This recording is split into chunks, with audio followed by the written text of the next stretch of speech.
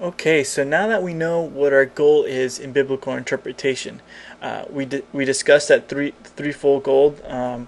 We want one to understand the purpose that the author has in mind.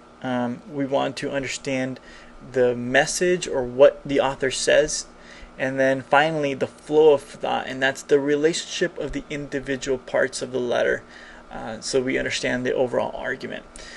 I think those are the three things you need to know to understand a letter. And so the question we're asking in this video is, well, then how do we do that? And in this video particularly, it's the first phase. I want to describe the first phase. Now, I am going to describe to you the way I do things, and I'm going to describe to you the process I go through to interpret. But I want to really encourage you, as you maybe use my process to kind of get started, try and think of how you would improve it, because you're going to do things differently, and that's okay. There isn't like this universal method we all have to use as far as a workflow goes. So I am going to suggest a method, but feel free, and I encourage you to develop your own strategy for biblical interpretation. Anyway, as far as letters go, what's the process that I recommend or I suggest you start off using?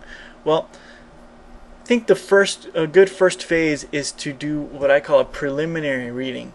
You know, once you've chosen what letter you're going to read,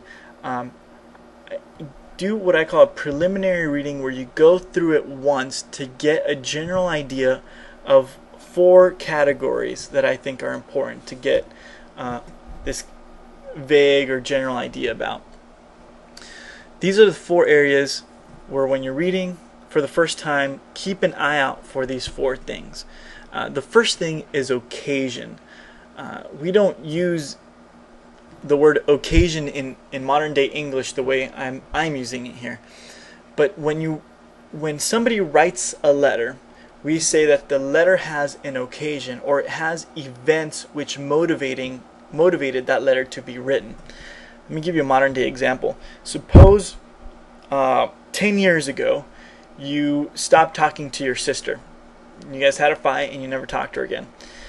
And you just found out recently that she's having a baby, and that's motivated you. That letter or that news motivated you to start having a conversation with her, start having a relationship with her again. And so you sat down and wrote her a letter.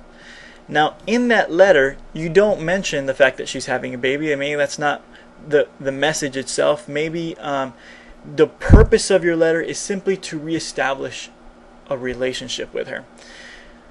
Now, I pointed out those 3 things. There's the message, which is what did you actually write about.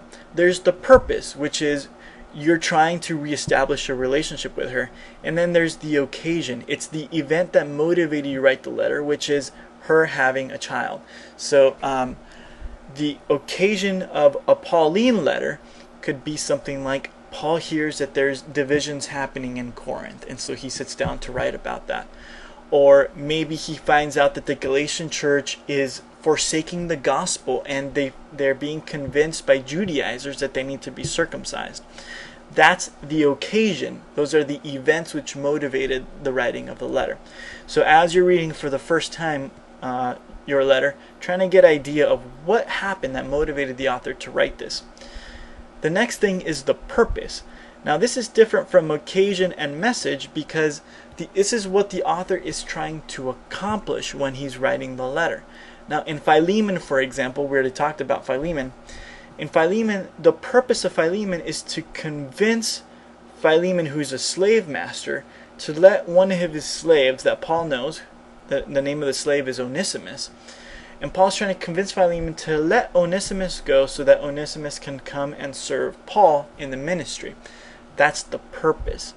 Notice how that's distinct from occasion. Occasion is the event which motivated the writing of the letter. Purpose is what the author is trying to accomplish with the letter. The next thing is the message. When you're reading for the first time, try and get a general gist of what the author is saying, whether it's John or Peter.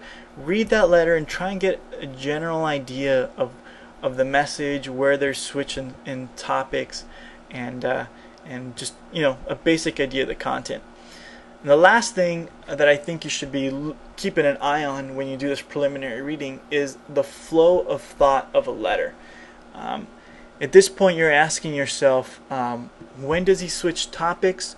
What's his overall argument, and how do the individual passages contribute to his main thought? And so I already discussed flow of thought in the previous video, so hopefully you have some idea of that.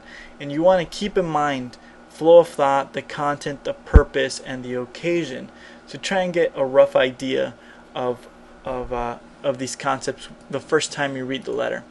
Now, one of the things that you'll see as you read this letter for the first time, and you're trying to get these four areas, you're trying to get an understanding of these 4 areas, is you're going to notice 2 things. One, you're going to notice which parts of the letter are really easy to understand, and you're going to read through those, and you're going to see the purpose. You're going to see the content and the flow of thought really easy. It's just gonna pop out at you, and so you'll kind of already know where the easy spots are going to be at. And it's also going to reveal to you the parts that are really confusing and difficult. And you can make mental notes of those, because those are the areas that are going to require closer inspection. Maybe there's a use of a word that kind of stands out to you as odd. Like, why does Paul say it this way? Or maybe there's a conjunction in there that doesn't make sense. Sometimes you'll have a concept, or Paul's going through this argument and he seems to go through into a rabbit trail or a tangent. Maybe he switches topics really fast and it just doesn't make sense.